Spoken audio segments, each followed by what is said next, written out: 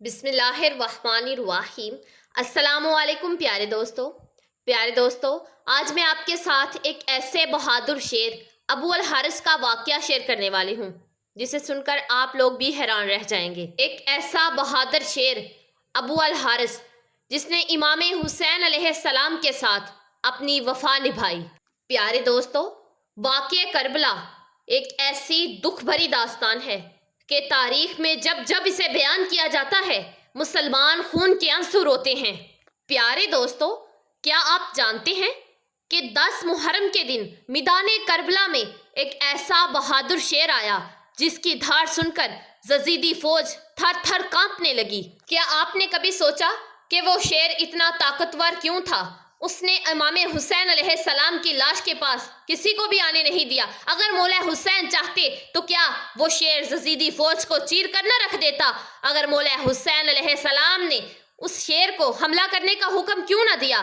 وہ شیر امام حسین علیہ السلام کا اتنا وفادار کیسے بن گیا؟ آئیے جانتے ہیں اس بہادر شیر ابو الحارث کا واقعہ، جو کربلا میں امام حسین علیہ السلام کی لاش کا پہرا دیتا رہا، جس کی وفا نے رہتی دنیا کو حیران کر دیا۔ اس لیے اس ویڈیو کا اینڈ تک لازمی دیکھیے، کیونکہ اس میں چھپا ہے وفا، محبت اور قربانی کا وہ سبق جو دل کو ہلا کر رکھ دیتا ہے۔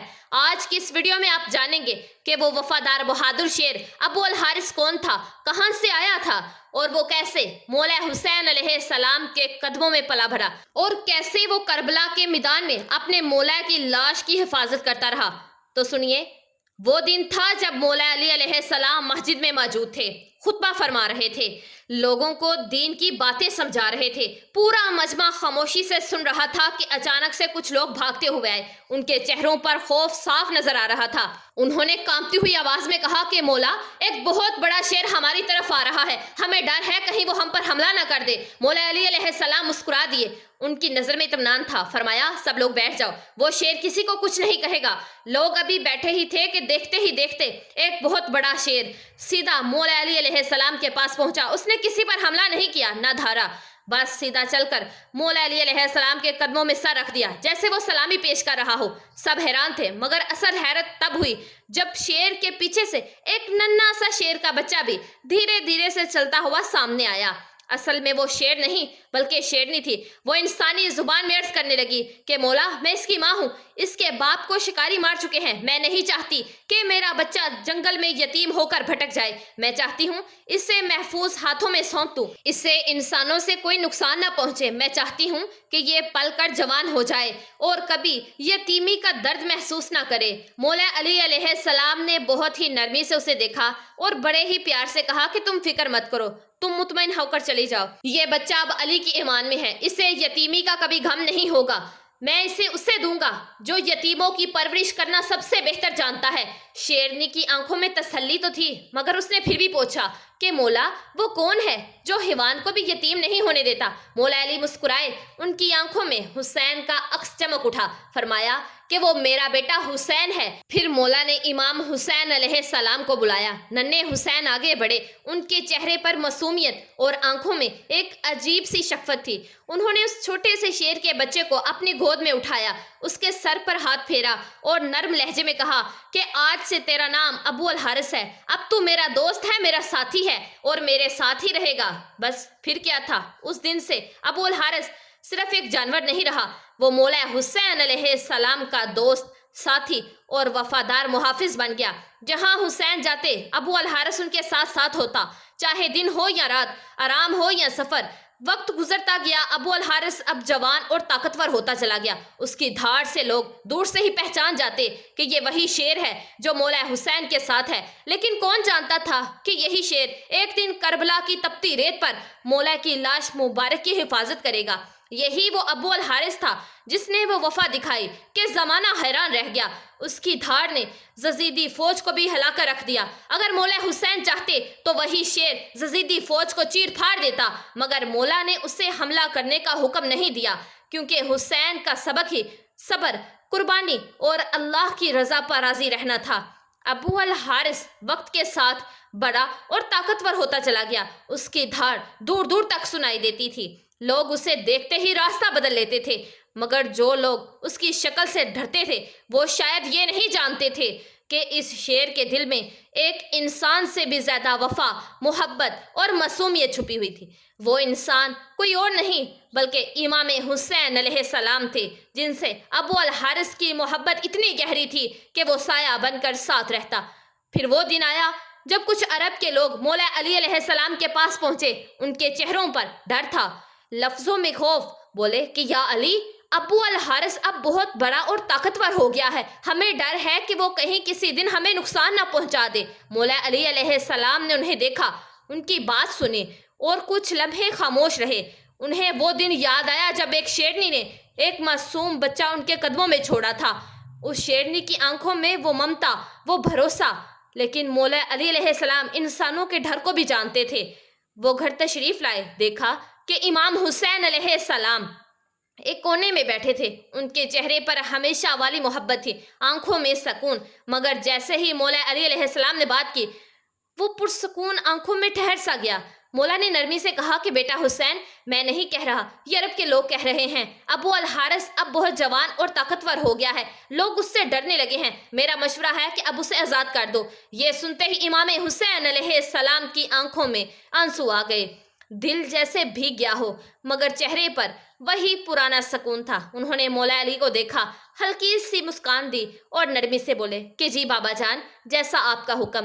بس ایک التجا، آج کی رات اسے یہی رہنے دیجیے، کل وہ آپ کو یہاں نظر نہیں آئے گا۔ مولا علی علیہ السلام نے پوچھا کہ بیٹا، آج کی رات میں کیا خاص ہے؟ امام حسین علیہ السلام نے دروازے کے باہر ڈھلتی شام کی طرف نظر ڈالی اور بولے کہ بابا جان، یہ شام کا وقت ہے، کسی کو گھر سے نکالنے کا نہیں۔ یہ وہ وقت ہے کہ جب کسی کو اکیلا نہیں چھوڑا جاتا۔ یہ کہتے ہوئے ان کے گالوں پر آنسو دھڑکنے لگے۔ مولا علی علیہ السلام نے اپنے لاڈلے کو سینے سے لگا لیا، خاموشی میں جیسے بہت کچھ کہا گیا ہو۔ رات ڈھل گئی، تہجد کا وقت آیا۔ امام حسین علیہ السلام اپنے ہاتھوں میں ابو الحارث کے لیے کھانا لے کر باہر آئے۔ شیر نے اپنی معصوم آنکھوں سے مولا کو دیکھا، جیسے پوچھ رہا ہو کہ مولا، آج سب ٹھیک ہے نا؟ امام حسین علیہ السلام نے چپ چاپ بیٹھ کر اس کی پیٹھ ہلائی اور پھر سارا حال کہہ سنایا۔ ابو الحارث سب سنتا رہا، پھر اس نے سر جھکا کر کہا کہ ٹھیک ہے مولا، میں چلا جاؤں گا، مگر میری ایک شرط ہے۔ امام حسین علیہ السلام نے نرمی سے پوچھا کہ کون سی شرط ابو الحارث؟ شیر نے آنکھوں میں آنسو بھر کر کہا کہ مولا، بس زندگی میں ایک بار پھر آپ سے ملنے کی اجازت دے دیجیے۔ یہ سن کر امام حسین کی آنکھیں بھی بھیگ گئی۔ انہوں نے آسمان کی طرف دیکھا اور آہستہ سے بولے کہ یاد رکھنا ابو الحارث، وہ دن ہوگا 10واں محرم، سن 61 ہجری، کربلا کا میدان۔ ایک ٹھیلے کے پاس تمہیں سے آواز آئے گی، بس اس آواز پر چلے آنا۔ ابو الحارث نے معصومیت سے پوچھا کہ مولا، وہ آواز کون دے گا؟ آپ؟ امام حسین علیہ السلام خاموش ہو گئے، پھر آنسوؤں میں بھیگا جواب دیا، نہیں ابو الحارث۔ شیر نے کانپتی ہوئی آواز سے پوچھا، تو کیا آپ کے بھائی عباس بلائیں گے؟ امام حسین کی آنکھوں سے اشک ٹپک اٹھے، بولے نہیں، میری ننھی بیٹی سکینہ، یہ ہماری خادمہ بی بی فضا تمہیں آواز دیں گی۔ آج بھی کہا جاتا ہے کربلا کے اسی محلے میں وہ مکان موجود ہے جہاں بی بی فضا نے ابو الحارث کو پکارا تھا۔ امام حسین علیہ السلام نے آخری بار شیر کے سر پر ہاتھ پھیرا اور کہا کہ اب تم ملک عراق چلے جاؤ، وہاں کے قریب ایک جنگل ہے، اس کا شیر مر چکا ہے، اب تمہیں وہاں کا شیر بننا ہے، وہاں کا رکھوالا بننا ہے۔ ابو الحارث نے مولا کے قدموں کو چوما اور اپنی آنکھوں میں محبت اور وفا سمیٹی اور چپ چاپ نینوا کی طرف روانہ ہو گیا، مگر اس کا دل وہیں مولا حسین کے پاس رہ گیا۔ وہاں کا بادشاہ شیر مر چکا تھا اور اب ابو الحارث اس جنگل کا نیا رکھوالا بن گیا، مگر اس کی ہر دھار میں، ہر سانس میں بس ایک ہی نام تھا، حسین۔